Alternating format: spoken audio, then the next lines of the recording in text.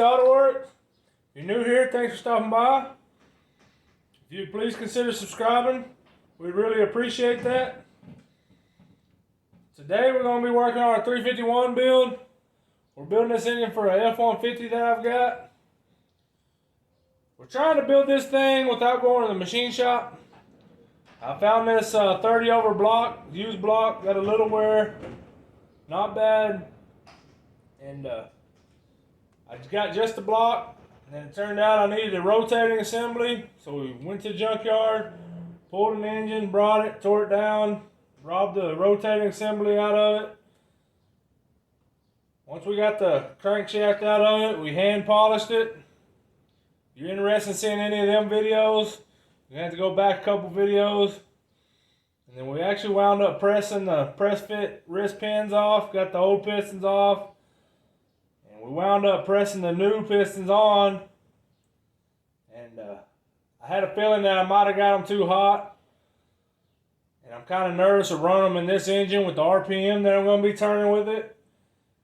So what I'm going to be putting in this engine is a set of bush rods. So I got a set of bush rods and another set of pistons. I'm going to run that other set that I'm kind of scared of in a more of a stock build with stock cast iron heads. But let's jump into today's video and get started. What I'm going to be doing is using a ball hone to clean these cylinders up and cross etch everything. If you don't know what a ball hone looks like, I got one here. What you do is you just coat your cylinders with a little bit of oil, or I've also used diesel, and you just run that dingle ball hone in and out, and that's all you got to do. And then after you're done, just get you a little bit of gas or brake clean or carburetor cleaner. Clean your cylinders back out and see how good you got them.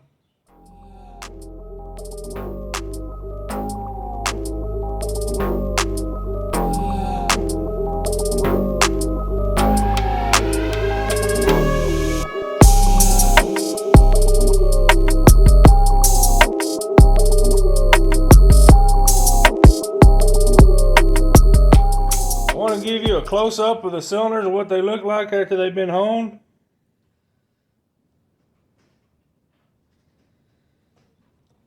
The other side, I got two cylinders we ain't touched yet, just to kind of give you an idea.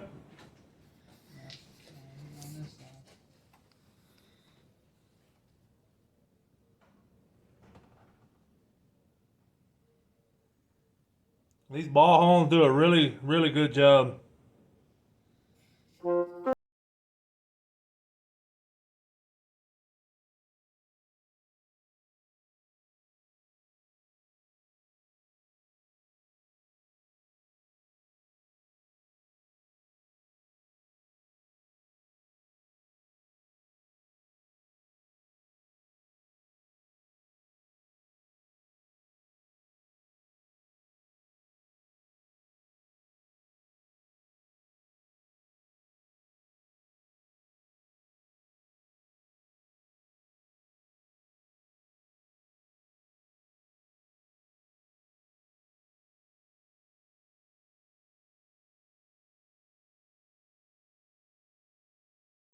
We got all these cylinders home. They all look pretty good for a block that's been sitting around for ages.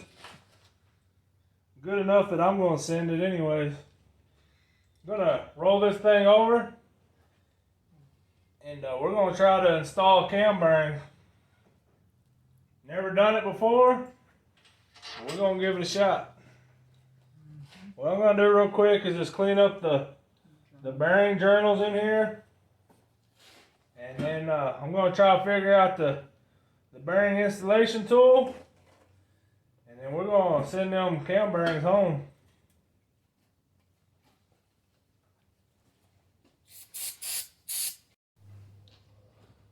We're going to get into putting these cam bearings in. Got the installation tool here. It's kind of hard to get these mixed up because they progressively get bigger on each journal, or whatever you want to call it. We actually went ahead and got the rear one in. Just see how it went because we've never done this before. And now we're going to put in the next one. Make sure you got your oiling hole faced in the right direction.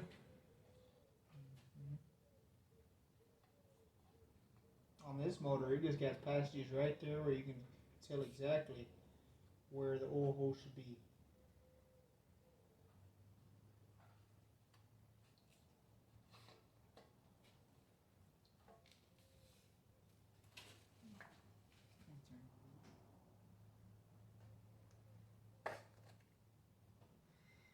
These tools got this cone to kind of center you.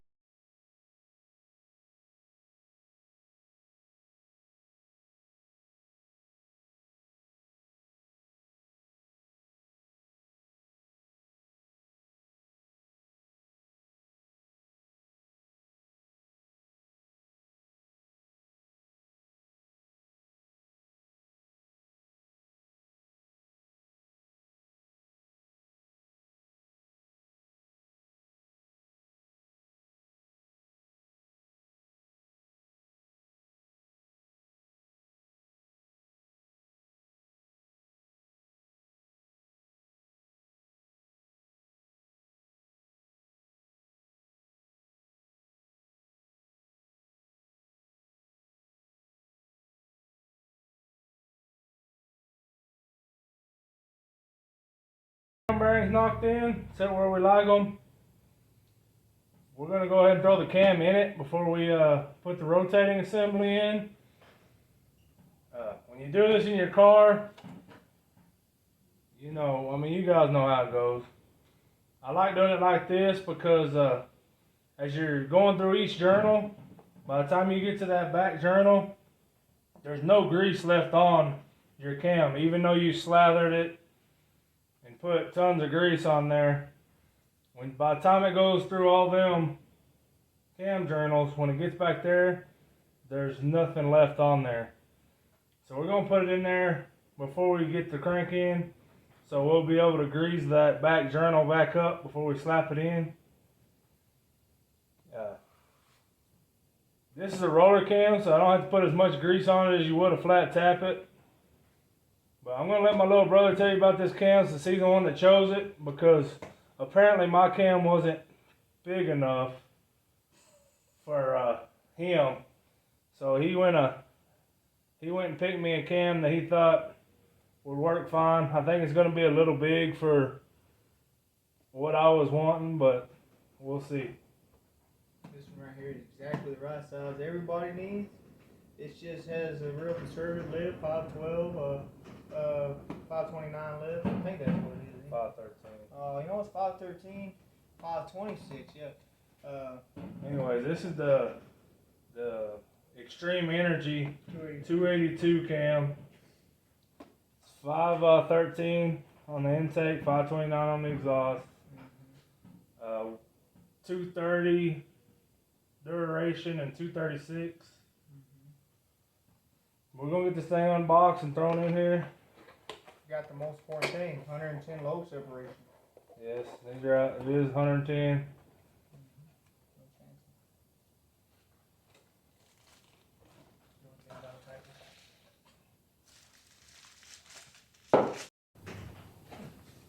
This is the retrofit cam. It's basically a small base circle cam. This thing looks tiny. I don't know if you can tell the lobes on it are, in my opinion, pretty piss poor. But Hey, nice. this is a non-roller block, so I had to get a retrofit. It's lighter. Yeah, lighter. It's probably gonna snap in half, but we'll see. I thought it'd look a little more impressive than this, but I guess it is what it is now. Look how big them lobes are. Wow.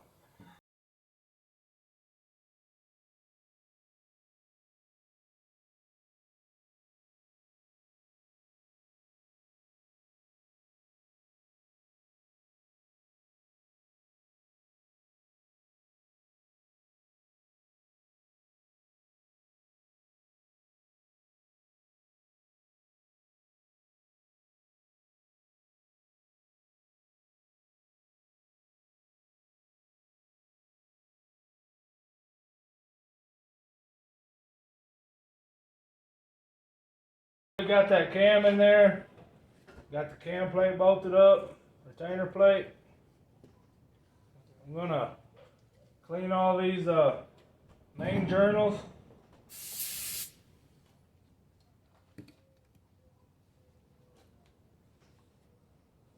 We're gonna go ahead and set the bearings in here.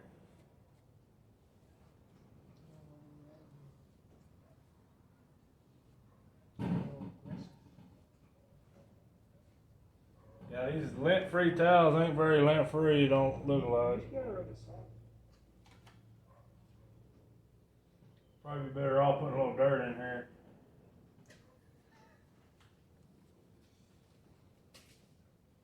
What we're gonna do is set the bearings in here, lube it up pretty decent, and we're gonna set the crankshaft in here.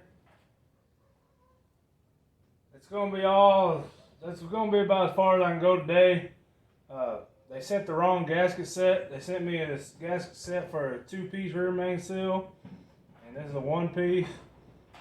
So I gotta order a seal or pick one up tomorrow sometime.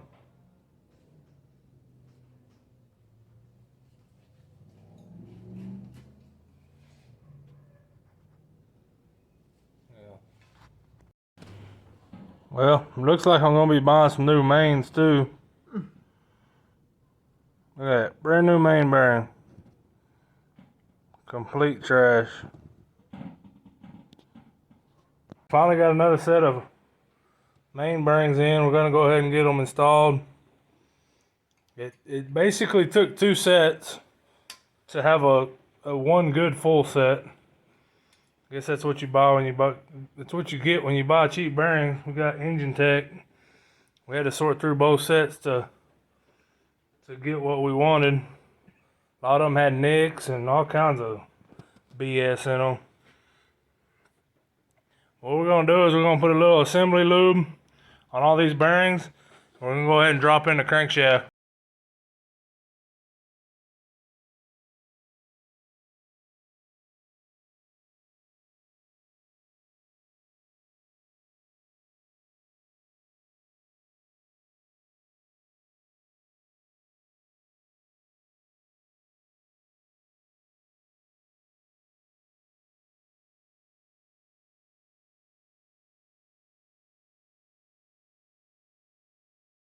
Just torque these down to whatever factory recommends, or I do factory recommendations.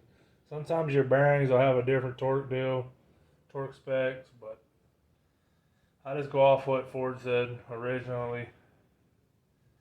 You can actually take that one step further if you've had all your machining done and get you put it together dry and get you some plastic gauge.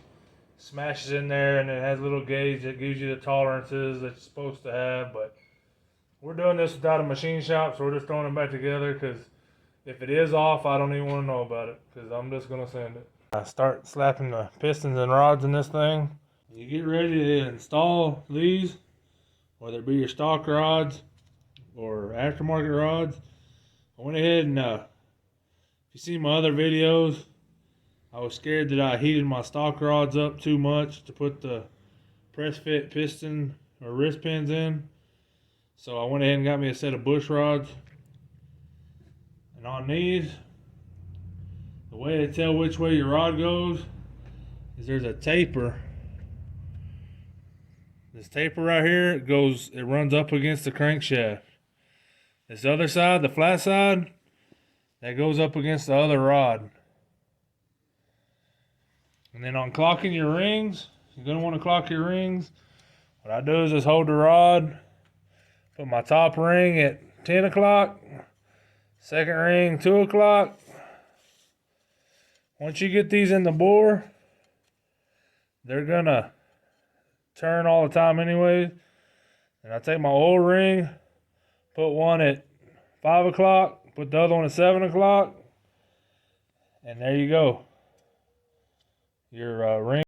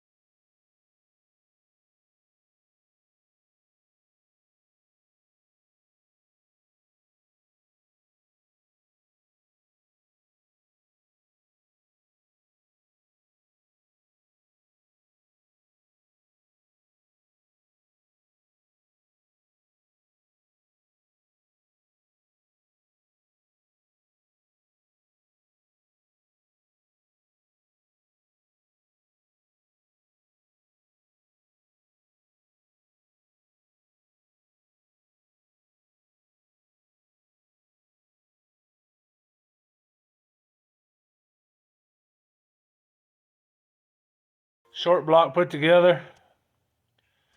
Really like the way it turned out. Pistons look really good in this block. Or I guess they look good in any block, but really impressed with the pistons. Got a timing chain, but I don't like how floppy it sits on the crank. It's an engine tech, and it's trash. The wore out stock timing chain fits a lot. The sprockets fit a lot tighter than it did. One thing I might have forgot to mention is put your assembly lube on your rod bearings before you put it all together. I don't think I'd said anything about that, but that's a definite must do. I'm going to turn it over and let you look at the other side. Them bush rods, they look real nice in there too.